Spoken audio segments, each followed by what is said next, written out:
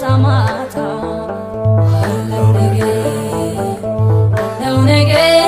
እግዚአብሔር እንዲያብዝቶ ዝም ካለ ከሳሽ ሆይ ደስ አይበል ቢመሽም